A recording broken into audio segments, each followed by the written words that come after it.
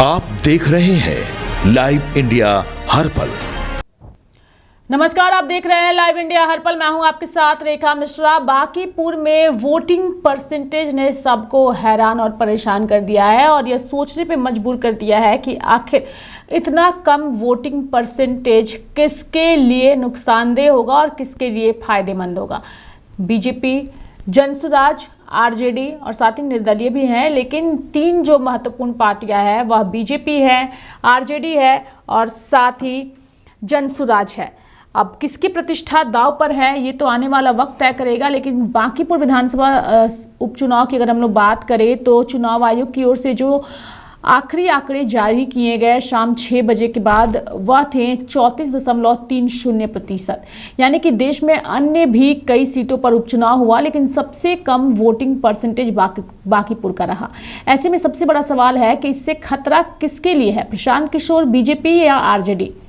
पहले पुराने आंकड़ों को अगर हम समझने की कोशिश करें तो बांकीपुर विधानसभा सीट पर पिछले साल यानी 2025 में कुल 1,56,885 वोट पड़े थे, यानी 41.35% वोटिंग हुई थी। बीजेपी से नितिन नवीन मैदान में थे, उन्हें 98,299 वोट मिले थे। आरजेडी की रेखा गुप्ता को 46,363 वोट मिले थे। नितिन नवीन को कुल 51,936 वोट से चुनाव जीते थे। 2025 में यह माना गया था कि पहले के चुनाव की तुलना में अच्छे वोट पड़े थे।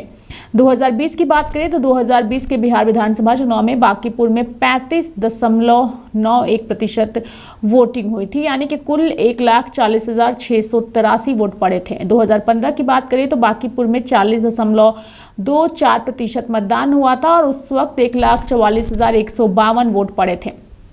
साथ ही 39,767 वोटों से नितिन नवीन चुनाव जीते थे और इन सब के आधार पर देखें तो 2026 के उपचुनाव में आंकड़ा जो है वो गिरा है। महज 34.30% ही वोटिंग हुई है। कम वोटिंग को लेकर के कहा जा रहा है कि जब वोटिंग कम होती है तो इसके मायने क्या है। बिहार के राजनीतिक जानकारों का मानना है कि बांकीपुर में मतदान कम होना नई बात नहीं है। अगर 2025 को छोड़ दे तो यहाँ हर बार लगभग 35 से 40% के बीच में ही मतदान हुए हैं, यानी कि इस बार का भी जो वोटिंग परसेंटेज है वो उन लोगों को जरूर हैरान कर सकता है जिनकी नज़र बांकीपुर पर पहली बार पड़ी होगी प्रशांत किशोर की वजह से। लेकिन बांकीपुर के इतिहास को अगर टटोला जाए तो यहाँ 35 से 40% के बीच ही मतदान प्रतिशत हमेशा रहा है। 40% से करीब 1.5% अधिक मतदान सिर्फ 2025 में हुए थे। इसके साथ ही अगर हम बात करें तो उपचुनाव में मतदाताओं का उत्साह कम होता है। रही बात चुनाव के रिजल्ट की तो यह बात सही है कि बीजेपी, प्रशांत किशोर और आरजेडी तीनों लड़ाई में मजबूती के साथ हैं। जातीय समीकरण के हिसाब से मुस्लिम वर्ग का ज्यादातर वोट प्रशांत किशोर के पक्ष में जाने की चर्चा हो रही है। ब्राह्मण वोट जो करीब 7% है, इसमें भी कुछ वोट प्रशांत किशोर को गया जा सकता है, ऐसे सूत्रों के मुताबिक कहा जा रहा है। साथ ही ये भी कहा जा रहा है कि भूमिहर का 30% से 40% वोट पीके को मिला है। हालांकि प्रशांत किशोर को बहुत फायदा नहीं होगा, ये भी कहा जा रहा है। जानकारों का कहना है कि जीत का अंतर कम होगा।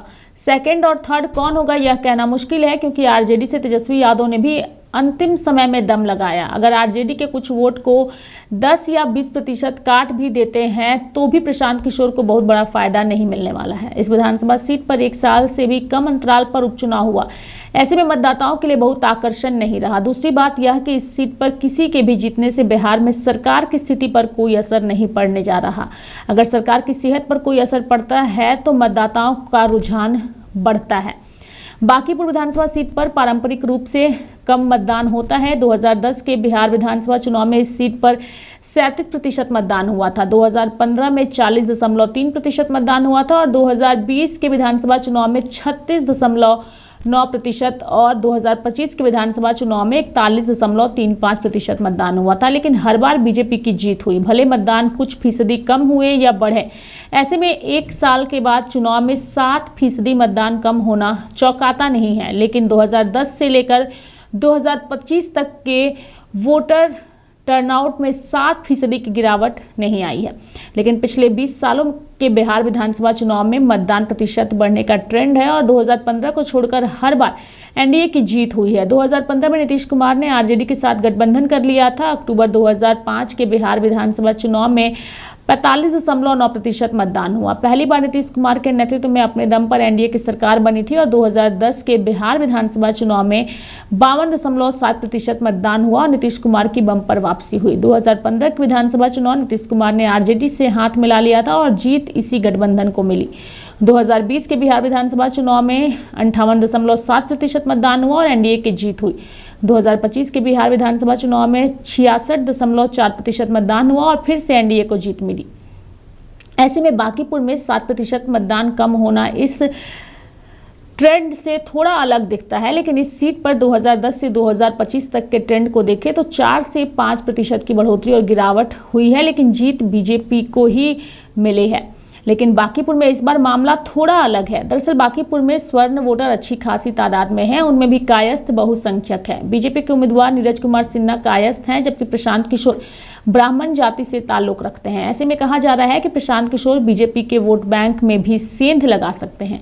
इसके अलावा प्रशांत उन मुद्दों को उठा रहे हैं जिनसे बिहार के आम लोग जूझ रहे हैं। ऐसे में कहा जा रहा है कि जो एनडीए और आरजेडी दोनों से नाराज है वे प्रशांत के साथ आएंगे। लेकिन 2025 के बिहार विधानसभा चुनाव में जनसुराज पार्टी बिल्कुल हाशिए पर रही थी। पिछले विधानसभा चुनाव में बांकीपुर विधानसभा सीट से जनसुराज पार्टी की उम्मीदवार वंदना कुमारी को 8000 से भी कम वोट मिले थे। वहां बीजेपी के नितिन नवीन को 98,000 से ज्यादा वोट मिले थे। बीजेपी यहां से 1995 से चुनाव हार नहीं है, यानी कि बीजेपी की अगर हम लोग बात करें तो चुनाव हारी नहीं है 1995 से। वंदना कुमारी की अगर हम बात करें तो उनका कहना है कि बीजेपी को चुनाव में जीत नीतीश कुमार के चेहरे पर मिली थी, लेकिन अब सम्राट चौधरी मुख्यमंत्री हैं और यह जनसुराज के पक्ष में जाएगा। अलग अलग दावे अलग अलग किए जा रहे हैं, लेकिन फिलहाल कम वोटिंग परसेंटेज को लेकर के बीजेपी के नेताओं का क्या कहना है वो भी हम आपको सुनाते हैं। कल लगभग 35% मतदान हुआ है।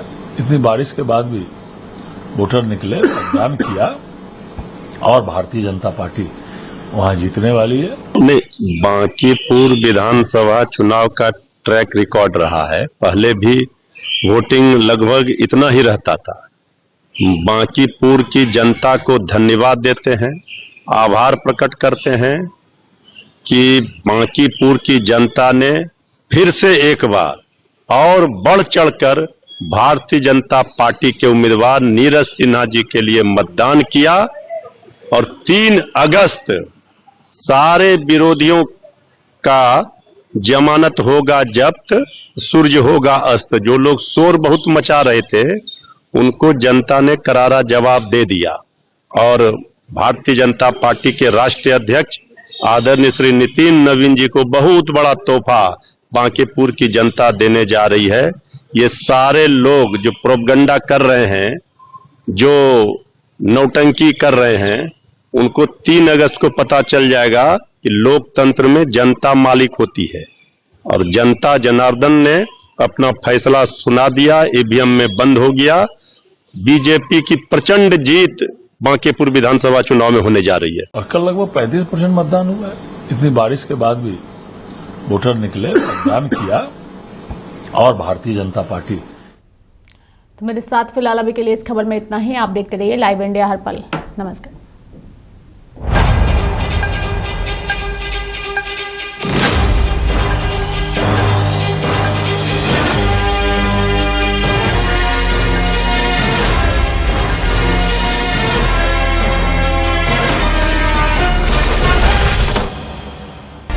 आप देख रहे हैं लाइव इंडिया हर पल।